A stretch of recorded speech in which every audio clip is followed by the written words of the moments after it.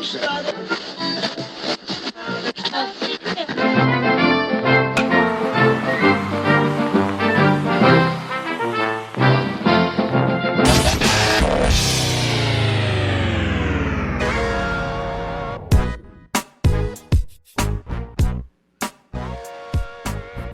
back to another episode of Sean and Ed's Do Baseball. I'm Sean. And I'm Ed's. And we are doing some baseball history. That's right, we're a bi-weekly baseball history podcast where the story catcher doesn't know what the story pitcher is out towing the rubber, throwing them. That is correct. We do not know, well, he does not know today what's happening.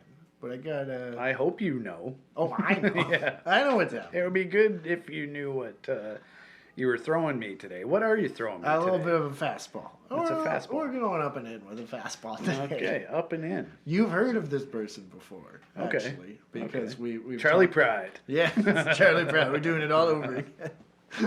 Before we do it all over again, where can people find us, Edsy? People can find us on the internets or, depending on your vintage, the World Wide Web at Doing Baseball or at Doing.Baseball. If you try one of those two handles, wherever you're looking for us on the internet, you should be able to find us and, go ahead and chime in on some conversation. Give us a story idea if you got one and, maybe just say hi. We'd love to hear from you. Exactly. Thank you for listening. And thanks to our sponsor at Two Loons Brewing. You can check them out at twoloonsbrewing.com.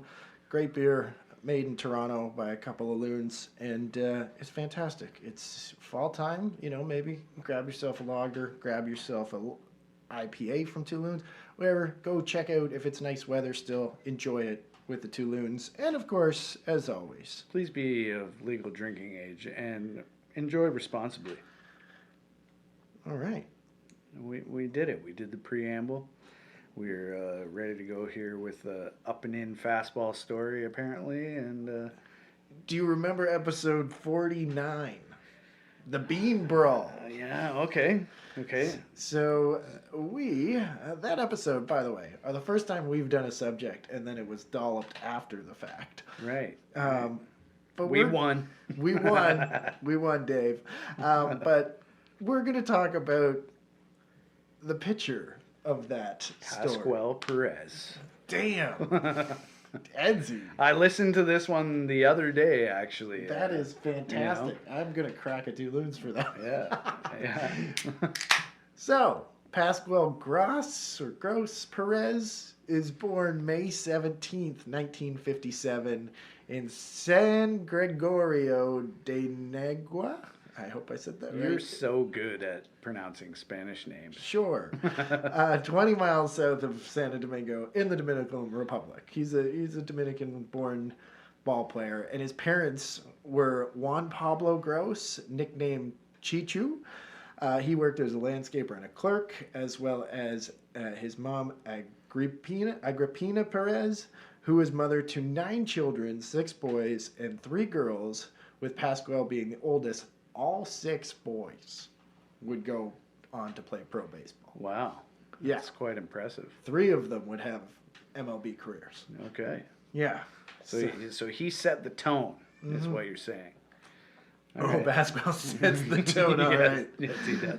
Not growing up, the family's extremely poor, which also makes it all the more miraculous that they had the success they had.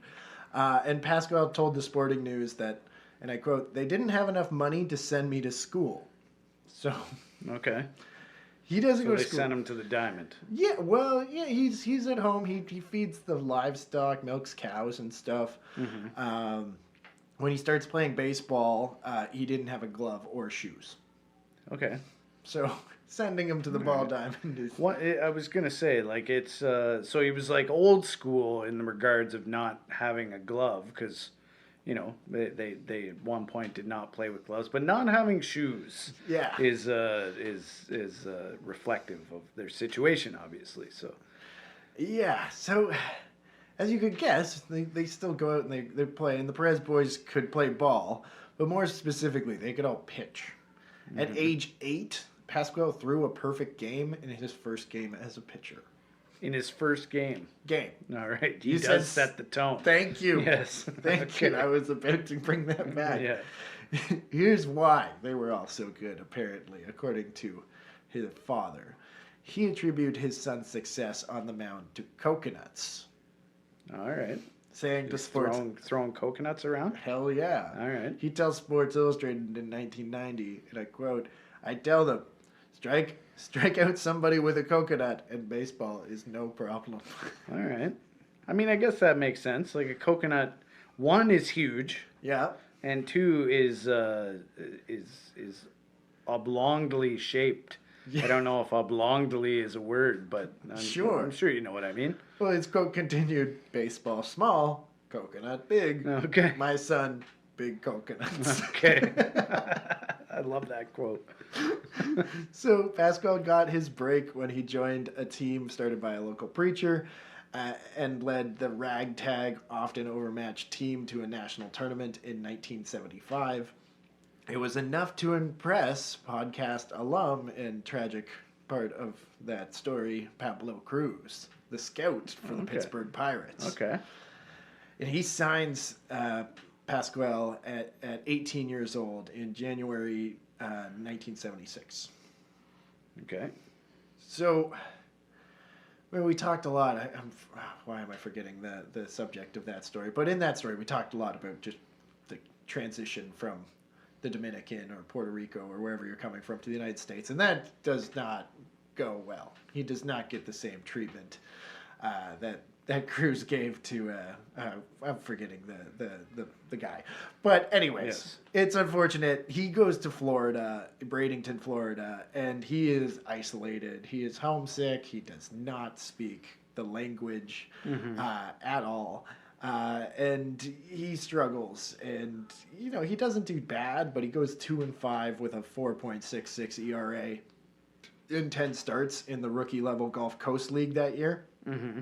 It was probably not the start he or the Pirates hoped for, but something that did stand out to me was, despite giving up 51 hits in 54 innings pitched, none of them were a home run. Okay. That's pretty good. So he doesn't win a lot of games, and his ERA's high, but he's not giving up dingers. Right. Alfredo and meat. Damn it, yeah, Alfredo had me. Check out that episode. He advanced a level in 1977 and went 10-5 this time with a 3.98 ERA in 25 starts for the Charleston Patriots of the Single A Western Carolinas League. He cut his walk rate down and tossed 6 complete games as well. And then he really broke out 1978. He went 11-7 with a 2.61 ERA in 24 starts for the Class A Salem Pirates, which from the Ed Mead episode we remember, which earned him a trip to AAA, the Columbus Clippers, where he then threw 5 shutout innings. So he's improving. And he's becoming more of a legit prospect, at 2021. He's tall and he's lanky. 6'2", 162 pounds. Okay, so he's a beanpole. Built like a matchstick. Yeah. So he's all arms and legs, and his delivery got every inch of them involved, with one person claiming, and I quote, when he pitched, he looked like a spider doing aerobics. Okay. I was going to say acrobatics. No, Yeah. it's aerobics. Yeah. So he's really just all getting that. There's a lot of movement. There's a lot of stuff going on. And he struggles with control a little bit early, but gets better. Mm-hmm. Pascual, things were going great for him. He gets added to the Pirates 40-man. He's assigned to the AAA Portland Beavers of the Pacific Coast League, and he gets rocked. When he went on the injured list in July, he had an ERA of 5.94, even worse. He was out for 4 weeks and claimed the team doctors thought he was lying about his arm injury. So, Okay. yeah. I don't know why they would think he was lying, but Yeah, there's a few accusations in here where he's, teams aren't giving him any benefit of the doubt when he says he's hurt. Which, true. But yeah. Also, maybe. He also likes to tell his story. He was out for 4 weeks and claimed the team doctors thought he was lying. I already said that. But the rest worked, so he was not lying. he needed some sort of break, and whether he was hurt or not. And Pascual finished the season strong, lowering his ERA by about a half a run to 5.50. But it's still a 5.50 year, not great. Shortly before Perez returned to the Dominican Republic, Hurricane David destroyed the homes of his parents and grandparents as well. Ooh, that sucks. It's a rough year. Yeah. So he spends the winter helping his family rebuild, and he pitches in the Dominican League. He puts up a 2.38 ERA and pitched a 2-hitter complete game where he only faced 27 batters. Oh, yeah, very good. So faces the minimum. Yeah, he faced the minimum. Yeah. Would that be? That would be. Anyways. Yeah, 27. Sorry. Yeah. I was having a moment. I'm like, isn't it 28? Did I fuck this up? 9 times 3. Yep, there we go. Perez returned to Portland the next year, and he did a lot better. After an early yank, Bert Blevlin, quit the Pirates and demanded a trade. Mm-hmm.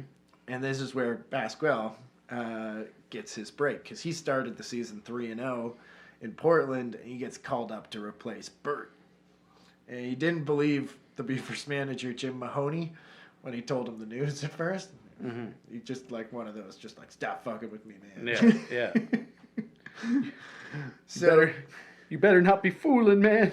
You better not be fooling. Jim, I swear to God. Yeah.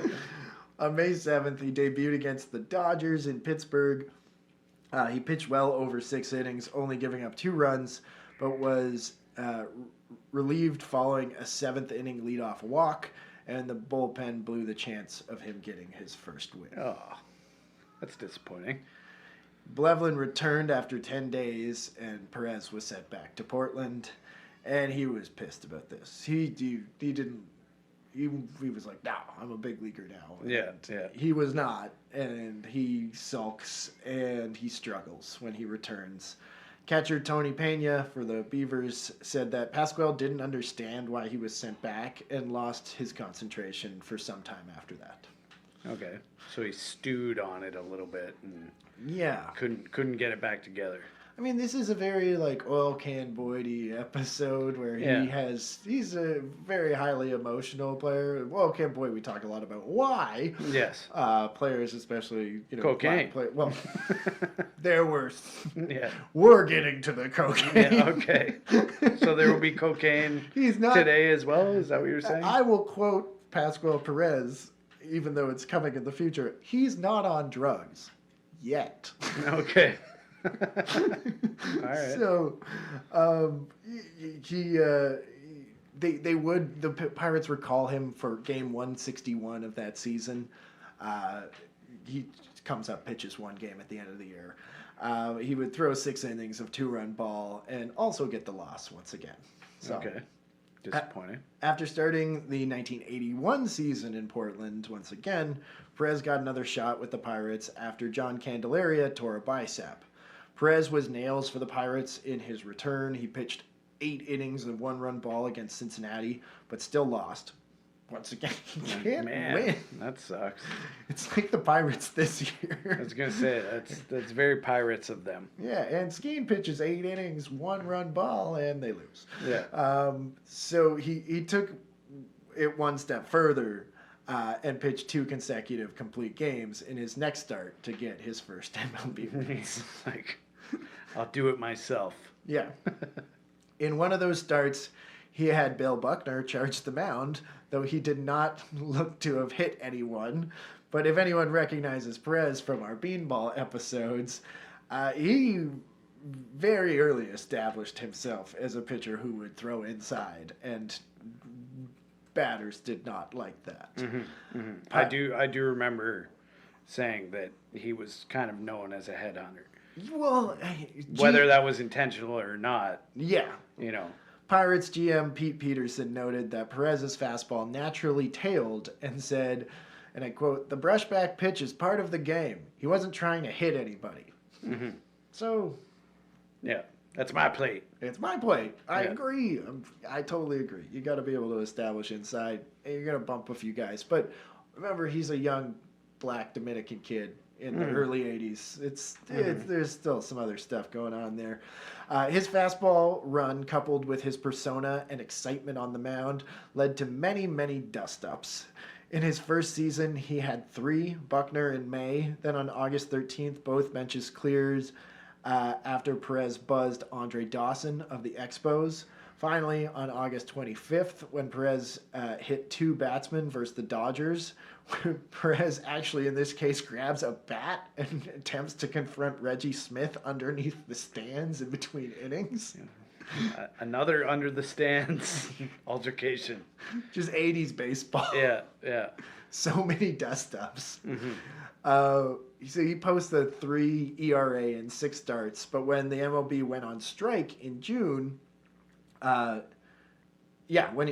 he's got a really good ERA, whatever. But then they go on strike, so it's like shit, bad timing. Yeah. Game resumes in August. He puts up a 4.87 ERA over 41 innings pitched. After that, so not great. But his, looking at nowadays stats, like if you look at his FIP, it was 3.37. So it shows he might have been unlucky with that high of an ERA. And the team probably at that time looked more at his 0-5 record after the strike than his FIP. Right. To be. Yeah. Okay. He had once again dominated the Dominican League in the wintertime, earning Pitcher of the Year honors there, and also pitched for the Dominican in the Caribbean Series, where he beat the reigning NL Cy Young Award winner Fernando Valenzuela in the tournament. Well, that's a pretty impressive accolade there. Yeah, and it looked like Perez would break the opening day roster in 1982. But he was dropped in favor of waiver claim Paul Moscow just before opening day. The Pirates, they're like, done. Yeah. He's deeply disappointed, and after a rough start in AAA, he packs his locker, and he says he's leaving. But once again, he returns the next day or soon after. He stands as it. Yeah, and it's clear he's done with the Pirates, and the Pirates are done with him. So on June 30th, they trade him to the Atlanta Braves, where you might know him from, and Perez's career was reinvigorated. In 43 innings, Perez put up a minute 1.26 ERA that month, and Atlanta, the month that Atlanta brought him up to the big leagues. Oh, that's pretty good. Pascual pitched well, but once again had a hard time getting a win. He put up an 0-2 record with an ERA just over 3 in his first 5 appearances before he got in his car to drive to the ballpark for his start of his August 19th, 1982 game. I think I know this story. Yeah. He's just got his license, and he's excited but nervous to drive to the park all by himself. The drive should have been 15 minutes, but instead of the I-85, Perez takes the I-285, and the I-285 is called the perimeter because it is a big circle around Atlanta. And if you drive in a circle, you are going nowhere. That's right. Yeah. So Perez, without even a wallet for some reason, was lost. And he's not only lost, he's running out of gas. Oh, shit. So, meanwhile, the Braves are like, where's our starting pitcher? Yeah. And they're like worried. Yeah. They are worried. So they're calling the emergency departments at hospitals and... Do you have Pascual Perez in your ER? Exactly. They're calling police stations. They're trying to figure out. And he stops to get directions and like begs somebody to give him some gas.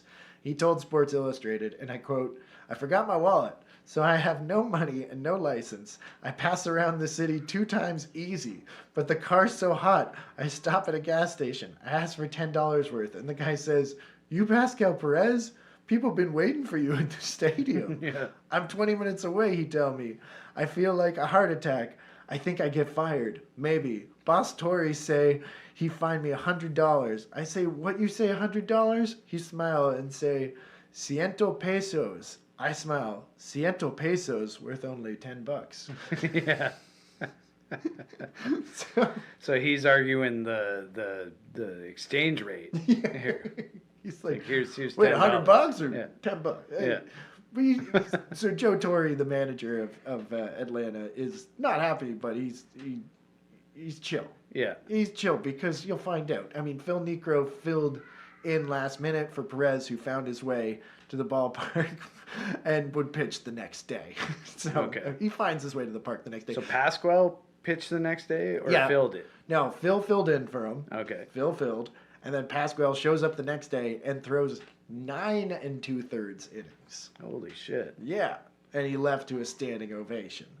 The story of him being lost in Atlanta spread like wildfire, and it really loosened the team up. That's why Torre is not mad. Yeah. As they gave Perez the moniker I-285, and even gave him a jacket with the nickname on it. And they Nice. also called him Perimeter Pascual. Nice. I like it. That's actually the subject of a song by the Baseball Project. Oh, really? Yeah. Oh. Before the loss, the Braves, or before Perez got lost, the Braves had lost 19 of their previous 21 contests to blow a 9-game NL West lead. After that, they went 13-2, which put them back into first place, where they'd finished the 1982 season. Manager Joe Torre said of the team's success, and I quote, "It was Pascual Perez getting lost. That made the players laugh and relax, and that turned us all back around." What a galvanizing moment. It's just when your pitcher doesn't show up. Yeah. 25. That was one of Dale Murphy's MVP years, I believe. as Oh, well. God. Yeah. You would know. Anyway. 25-year-old Perez got the ball for Game 1 of the NLCS. They're up against the Cardinals. He didn't fare so well, but once again, he gets no run support, right? It's his only postseason start. He gets no run support. He came in long relief in Game 3 and pitched well, but the Cardinals still swept the Braves in that series. In April, the next year, Pascual dominated the competition. He wins his first 5 starts of 1983, throwing 2 complete games and pitching to another minuscule 1.66 ERA. He's named Player of the Month, and Atlanta fans loved what they were seeing. Braves owner Ted Turner loved it too. I quote, "He's fun to watch. Heck, I'm out there jumping up and down too." And I'll mention he shows some flair on the field, but he is a pioneer of the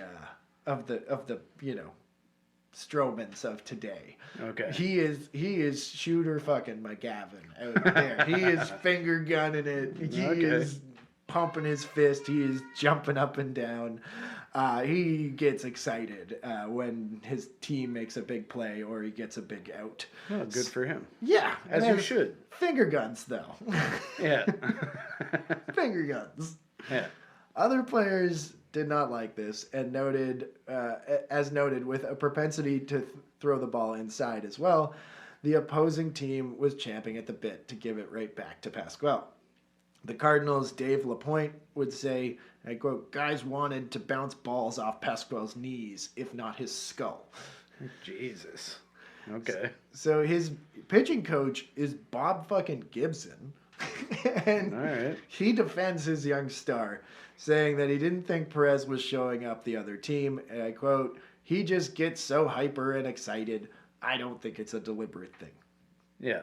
So Perez is 9-2 with a 2.46 ERA through the end of June and was named an All-Star for the only time in his big league career. Things did not go well in the second half as Perez struggled in August, posting an ERA over 7. The Braves had a 6.5 game lead on the Dodgers in the NL West on August 1st, but failed to finish the job, finishing 3 games back by the end of September. The excitement from early in the year had dissipated, and that winter things started to go very wrong for Pascual. Okay. He pitches well in the Dominican League, but on January 9th, Pascual Perez is arrested in the Dominican for possession of cocaine. All right. It begins. Yeah. So on January 15th, 1984, The Atlanta Daily World ran a story with the headline, and I quote, "I'm innocent," says Braves Perez. In the article, Perez asserted that he had unknowingly gotten the cocaine from a female fan in Atlanta and that he might have been set up, citing numerous shakedown attempts by people and police in the Dominican before. Okay. I thought it was coffee creamer. These guys put it in my wallet. Yeah. And up my nose. If you want to know where this is going, once again, Perez would tell another reporter, and I quote, "I was not even doing drugs yet." Yet. So he goes to jail, and Shit. he's charged with drug trafficking. Oh, damn. Even Okay. for a small amount. Okay. He eventually is convicted, but on the lesser charge of possession. On March 23rd, he appeals and he remains in jail. As you can guess, he's missing spring training. Mm-hmm. He told Braves manager Joe Torre to save him a spot. And said, and I quote, "I'm confident I'll win 20 games or more." All right. From jail. Yes. Yeah. Very Van Lingle Mungo-esque. Mm-hmm. He was freed in early April, on April 9th. Then he doesn't just get to go play. He's been in jail.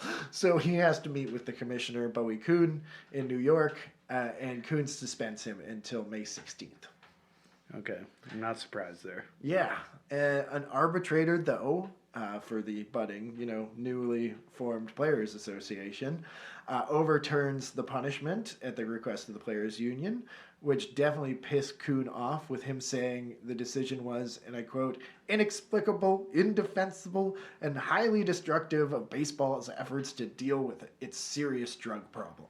Mm-hmm. So, I don't necessarily disagree where he's coming from, but could also just be a lot to do with that. From what I gather from a lot of testimony of players in that era, Yeah. like Bowie Kuhn wanted to run the league like a dictator. Oh, yeah. You know? Yeah. Well, and there's also just probably some disproportionate punishment from the owner's office when it came to drugs as well, no doubt. Yeah.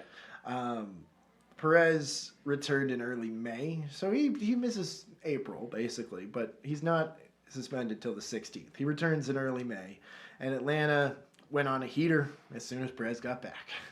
So, All right. Perez still at the Atlanta Constitution. "I bring my ball club good luck." Mm-hmm. And cocaine. Then came August 12th, 1984. All right, the big day. We have a whole 45-minute episode on this. Basically, to give you a summary, Perez hits Alan Wiggins with the first pitch of the game, and then the Padres spend the rest of the game seeking revenge on Perez, which leads to several brawls, 3 Padres managers getting ejected, fans on the field stealing equipment, and an injured player getting in their uniform to go punch people with a cast. All right. Yes. Perez was thrown out 3 times before finally being plunked in the 8th inning. Hidden in the violence of the game was Perez going 8 innings for the win against the first place Padres. Okay. So go listen to that episode. It's a great episode. But that's one of the biggest fights in baseball history, and Perez is right in the middle, and it's not his last fight. There's more fights. There's going to be more fights. Yeah. So it was solid but rocky for Perez. He started it in jail, but still pitched 200 innings with a 3.74 ERA in the middle, and was in the middle of one of the wildest brawls in baseball history. It's quite a year. His relationship with the Braves, though, began to fray. In early September, he was late for 2 starts in a row, and Torre benched him for a start. The team maintained that he stay in Atlanta that winter after what had transpired in the last offseason, and that seemingly sound logic backfires on the Braves brass when Pascual decided to drink and do drugs all winter. All right. In Atlanta. Yeah, he said, and I quote, "I was left in Atlanta with a car and a lot of money. I had no family." Okay. So It's a his support recipe for disaster, I guess. Yeah, he was bored and just had money and nobody to tell him not to. Yeah. So he just goes for it. Okay. I think drinking is a big issue as well for this guy. But Uh-huh. now he's doing drugs. Yeah. To make matters worse, Braves had a new management who didn't like Pascual's antics on the mound. Quote, new manager Eddie Haas told me I'm too good to be jumping around, so there will be a different Pascual Perez pitching this year. This did not sit well with Perez, and he, of course, rebelled. Twice that spring, he was fined for missing practice. He felt creaky and sore, attributing it to not playing winter ball as well. So he's starting to be like, fuck these guys. Like, they don't let me go home, play winter ball. They're telling me I can't jump around. And Yeah. he's being petulant. And once the season starts, things just got worse. He lost his first 4 decisions and went on the disabled list with tendonitis. He misses 3 weeks then comes back, or he misses 3 weeks, then comes back for 2 starts, then goes down again for 4 weeks. He gives up 7 runs in 4 2/3 innings pitched on July 21st at Shea Stadium, and then disappeared for 5 days, missing the team's next series in Montreal. Okay. Sounds like Dennis Rodman a little bit. Yeah, they're very comparable. He Yeah. stayed in New York City, apparently taking time to run through Central Park and consult with a spiritual advisor. No, very Dennis Rodman. He finally called the Braves and said he was ready to return and apologize to his teammates, as well as redeem himself. And he talked about how his manager had asked him to be different on the hill and how it messed him up, saying, and I quote, I go to spring training, I try to be a different person when I'm pitching, and I feel something tight in my shoulder during the first batting practice. It hurts for the whole first half of the season. I try to pitch with it hurting, but Braves didn't think it was so bad. Okay. So That's great. I think I hurt myself. No, you didn't. you're doing pretty bad out there. Yeah, it really hurts. Nah. No, yeah, but you're not hurt though. Just go out and try again. So Don't jump around. he comes back to the team, but he misses another flight in early August, and he's suspended. He comes back in September. I was driving in circles around the airport. You used to love this kind of stuff. Oh God! So he's in the 85. His record 1-13 with a 6.14 ERA. God. Yeah, So sorry. Say that again. 1-13 with a 6.14 ERA. Oh, okay. Only 95 and a third innings pitched. That winter, he burns a bridge with his winter league team in the Dominican. He calls in sick for a Caribbean Series game. Once again, maybe he was sick. Maybe he's sick. Quotations. He misses scheduled meetings with the new Atlanta GM, a man named Bobby Cox, and comes into spring pitching well but not acting right. He misses multiple team events and even misses the team bus on a day he's supposed to pitch.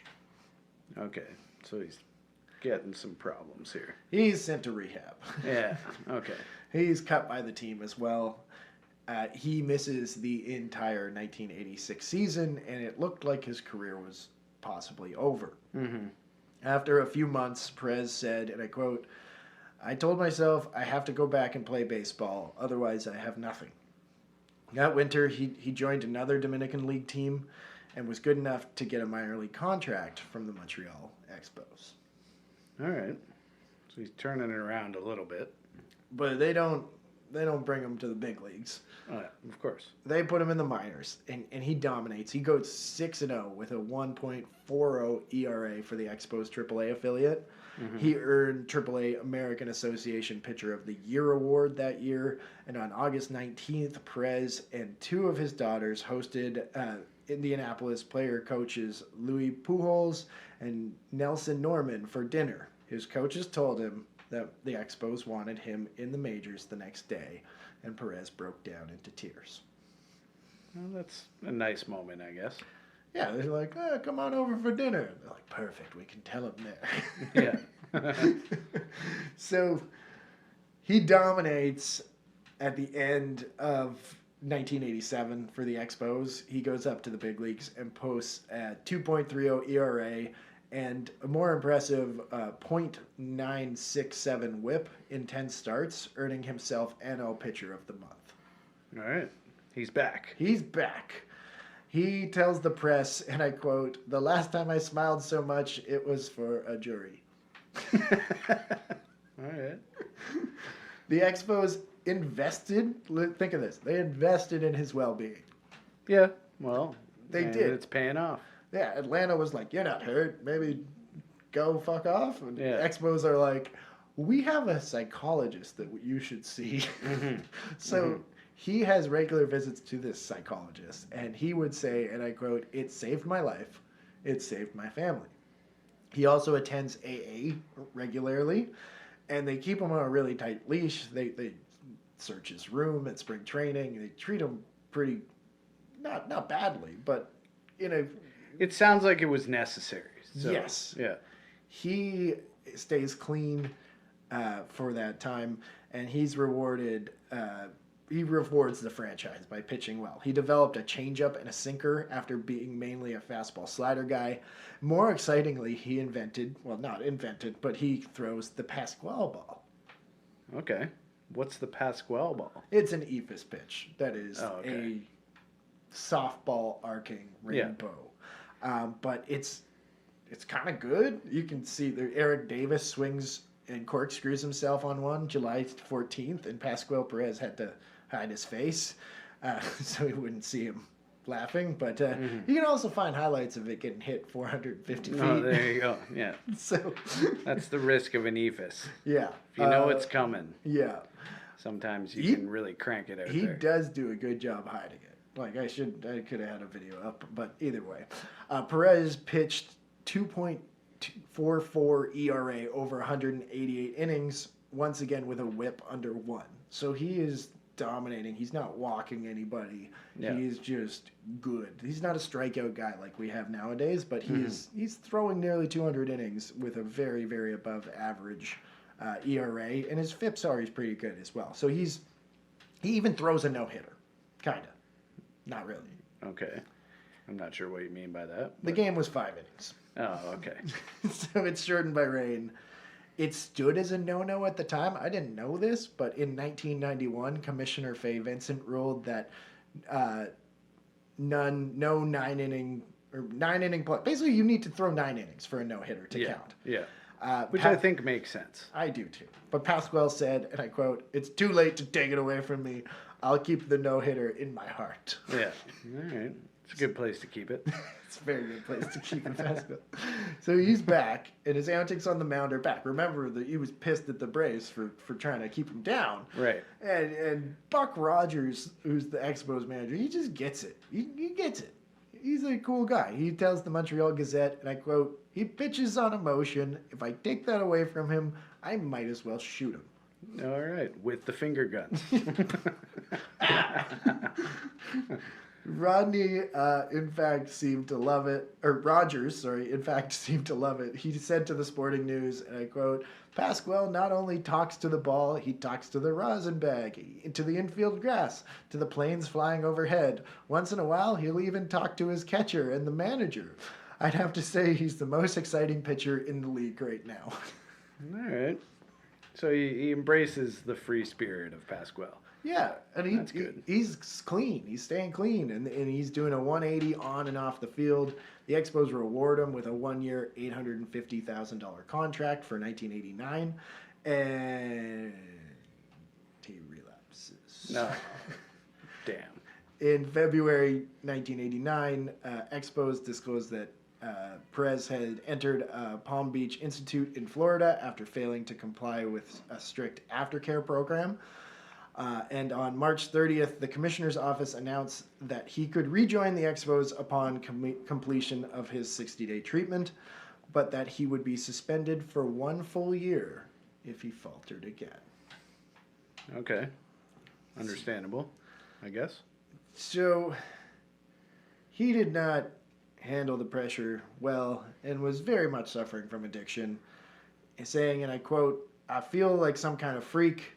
I feel like everyone's eyes are on me." After a decent April where he went in once again unlucky 0-2, he began to falter on the bump. In May, he gets sent to the bullpen, and on May 31st, he was in front and center in another brawl. Oh, God. So Okay. it's a pretty heated series between the Dodgers and the Expos, and Perez buzzed Mike Scioscia in the head, like really buzzed him in the head in the ninth, and tempers flared early after tempers had flared earlier after the Dodgers' Oral Hershiser hit Hubie Brooks. Perez dodged Scioscia as he raced out to beat the shit out of him, and the Expos players rushed in, tackling Perez's assailants and throwing punches. He is like backing away as these guys like come at him one by one, and really letting his teammates just do all the fighting for him. Here you go. You can see this here. I'm pulling the mic away. No, you. Oh, yep. And then another one comes in, and he gets blocked. And then a guy coming flanks him, and jeez, this is a big fight. He's got a bunch of bodyguards going on there. It's a big fight. It's a big fight. It goes on for 5 minutes. Like, it is a dust up on the field. Okay. It's a good one. And I guess it's like exactly what he needs. He gets ejected along with Scioscia. Mike Scioscia. Why do I have to say his full name to make it right? And Expos manager Buck Rogers as well. Perez had exchanged words with Kirk Gibson earlier on in that series too, and he also, unlike the other case, he blows the save in this one. Like, even though he got ejected, he had just blown the save. So the timing on buzzing Mike Scioscia is not good as well. And his manager, Buck Rogers, even says in the media, is like, yeah, he might have been frustrated and just kind of let loose. Yeah. And Mike took it out on Scioscia. Yeah, Mike Scioscia says, and I quote, "When the ball just misses your head by an inch and hits the bill of your cap, you know what's going on." Yeah. So I have somehow the brawl did the trick to get him back in the rotation, but I also found something a little later that said the decision had already been made for him to rejoin the rotation. And it was once again his manager just kind of taking the pressure off. You know, he's just like, okay, I'm going to send you to the bullpen, but it's only for a month. Yeah. And you can just chill. And it worked. And he comes back. He wins 3 of his next 4 games. You know, he's doing pretty well again all of a sudden after his little bullpen stint. He was probably getting a little help. The Cardinals and the Mets both are like asking umpires to check out the balls that Perez is throwing. And in 2003, like almost 20 years later, Expos coach Ken Maka recalled, and I quote, "Pascual used to put Afro Sheen on the ball. It was hard to catch him in the bullpen. I had to put on shin guards." Okay. All right. So there's a little foreign substance going on. He was a wet guy. He was a wet guy. Yeah. And the umpires didn't throw him out in either of the times that teams are calling him out on it. Perez pitches nearly 200 innings despite a month in the bullpen and puts up a 3.31 ERA with a career high in strikeouts at 152. So despite the relapse in the spring, and he puts in a good season, and the Yankees give him a call. Okay. Sounds like a guy the Yankees would give a call to. He's 33. Is this in the 90s now? Yeah, we're in 1990. I think that was 89. So yeah. Okay. He gets a 3-year, nearly $6 million deal. Well, that's pretty good. 5.7 especially million. for back then. He's 33 now. Yeah. And on very shaky grounds, but he's a good pitcher. He's actually getting better. That's one thing we'll talk about at the end. He gets better. His age 30s seasons were way better than his 20s. That's a rare feat. Yes, but Perez does have to cut his very long, dangly Jerry curls. Yes. In order. But he says he's cool with it because he's like, well, they're paying me the most, and Steinbrenner's rules are the rules. And he says, and I quote, "The boss is like me. He liked to win." Okay.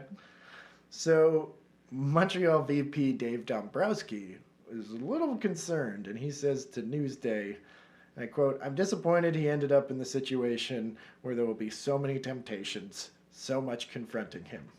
Mm-hmm. So that's like He's saying New York. New York will be a tough spot for him to keep it together. Keep it together. Once again, you're talking about Montreal. Yeah. Montreal was very, and still is, a very fun town. Yeah. But yes, there's lots of temptation and a lot of Dombrowski's pressure. been everywhere. Eh? Absolutely. Yeah. So, you want to hear the funniest part of this whole podcast? Sure. To keep Perez out of trouble, the Yankees assigned him drug counselor Doc Ellis. Oh my God. I mean, it sort of makes sense. Like, after having His own an struggles. interesting relationship with drugs. Yeah. Some guys often do turn that corner and try to help other people out of the same situation. So it's not that surprising, but it's a funny sentence to read. It is. It sounds like saying you're sending Ben and Jerry to counsel at a weight loss program. Yes. Yeah. So, luckily, he does not give in to temptation in his first year. But he does start getting arm problems, as he's had. Yeah. After 3 starts, he hits the IL, and in June, the injury was diagnosed as irritation in the joint lining. So he has to have surgery, and it ends his season. So 3 starts in his first year. Yeah. His start to 1991 was delayed until May as he recovered from the surgery, and he made his debut on May 14th, pitched 6 shutout innings a few days before turning 34 years old. Unfortunately, after 3 starts, where he gave up a combined 3 runs, he only faced 1 batter on May 31st before being pulled due to his shoulder acting up. He was out until mid-August and then made 10 starts in the home stretch of the season, pitching to a 3.70 ERA. Unfortunately, those would be his last games in the big leagues. It looked like Perez's shoulder might be good enough to at least give the Yankees 1 full season in his last year under contract.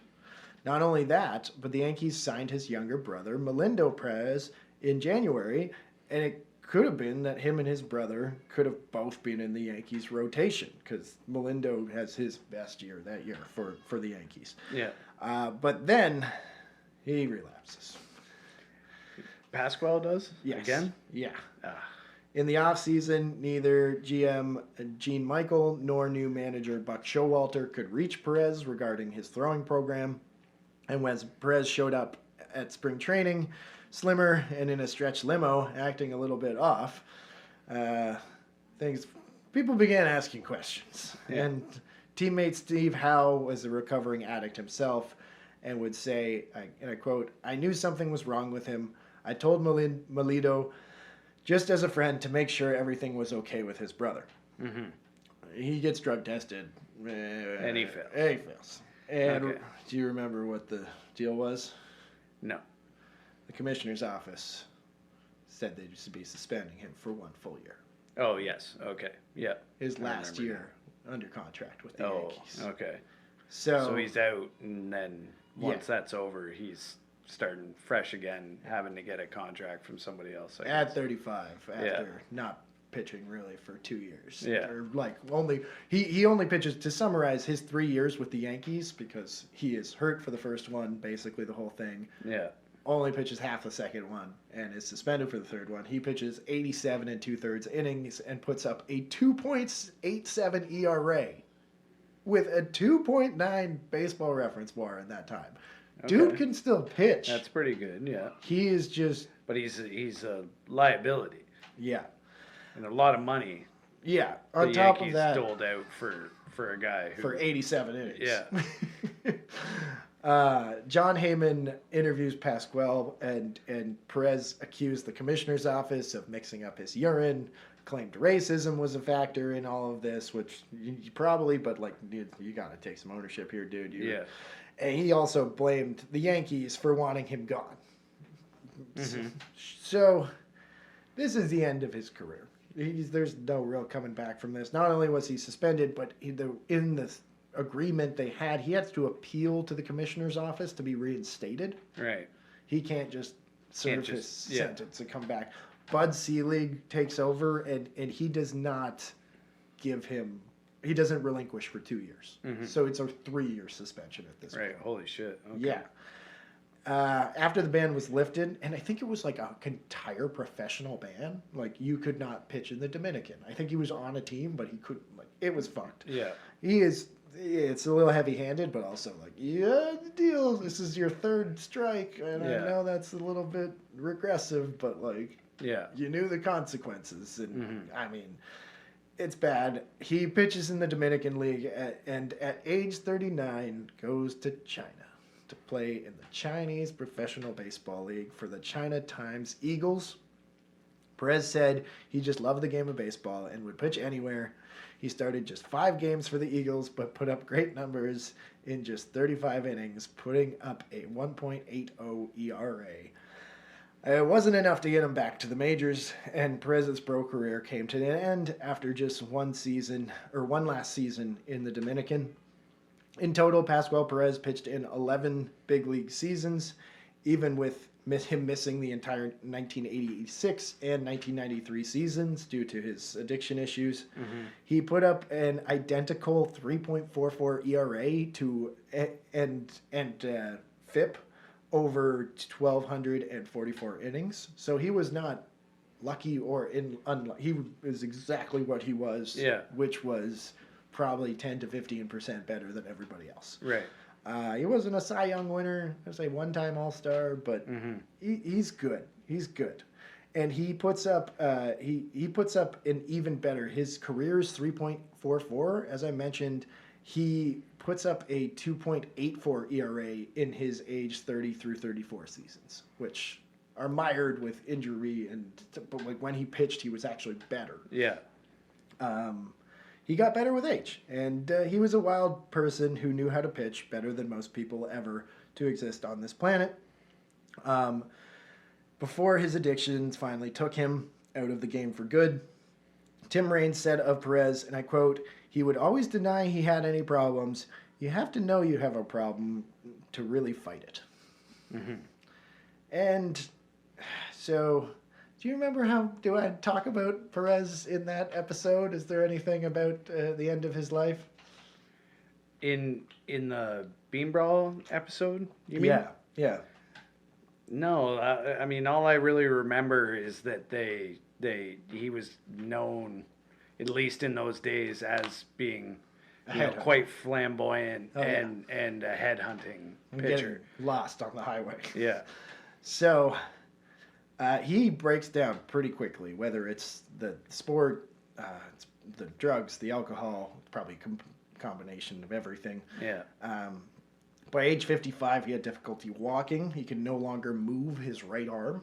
So he really blew that out. And to top it all off, he had kidney problems, which required dialysis 3 times a week. And his brother would say that he also had terminal liver disease. So you may not be surprised when I tell you that on the evening of October 31st, 2012, Pascual Perez was murdered. Was murdered? Yep. Okay. That's not what I expected you to say there, but said it. I had a much worse version of it. Yeah. But we'll get into that. So he's on his way out already, but he is very... Well, he probably can't fight back, right? And because of that, robbers break into his house. Okay. And he... In the Dominican? Yeah, he's in the Dominican. And he had just cashed a $2,400 MLB pension check. So somebody who knew... Yeah, was casing him. Yeah. And that's a lot of money. You know? So they break into his house. They don't know exactly what happened, but they do believe, based on the testimony, they catch the guys. But they're like, he recognized the person as like a friend that and they beat him to death with a hammer. Holy shit. Yeah. That's fucked up. Police said he had severe head wounds caused by being hit repeatedly with a hammer. Yeah. And soon after, the 3 suspects were caught, by the Dominican police, and 2 of the men received 30-year prison sentences for murder in March 2014. Holy moly. And that was the end of a very, very flamboyant, good, but, messed up picture. Yeah, that was a tragic end. I'm sorry. I did not expect that. No. I thought you were just gonna say his life fizzled out due to his health problems, but that's I did not know terrible. that. I did not know that when I took this when I started writing it. Yeah. And I just kind of looked, and I think it was after a day of writing, I had a few hundred words, and I was like, okay. I'm like, how does this guy die? Like, I'm like, 55. I was like, damn. Yeah. And then hammer. Like, whoa. Yeah. God. Well, yeah. Like the story of his career was interesting enough to warrant a podcast episode on him, but it really put it over the top. Took it with a dark turn at the end there, and yeah. Yeah. I mean, damn. But I think if you're I definitely had heard of Pascual's years in Montreal, and certainly just because of the Bean Brawls episode, his 1984 season, and even I guess the earlier seasons with Atlanta are pretty infamous to say the least. But yeah, dude was good. Like, he was a solid guy, and once again, if he didn't have the problems, think about if he didn't miss that 1 year and just had a little bit more of a stable career, he probably wouldn't be a Hall of Famer, but he'd be like be a Hall of Very Good guy, though. Exactly. He'd be in the same sort of realm as his counterpart Dale Murphy. Exactly. Yeah, who should be in the Hall of Fame. Yes. So that was Pascual Perez, and thanks for listening. And where can people find us before my daughter breaks in? Yeah, thanks for telling that story. And people can find us somewhere on the World Wide Web at Doing Baseball or at Doing.Baseball. If you're looking for us to chime in on the conversation, you can find us at one of those 2 handles. And please send us a message and, chime in on some conversation. Give us a story idea. Wherever you're listening to us, thanks for listening. Give us a rating or review. It helps. It helps. We'd appreciate it very much. And thanks to 2 Loons. And until next time, I'm Sean. And I'm Eds. And we were doing baseball. Okay. Bye.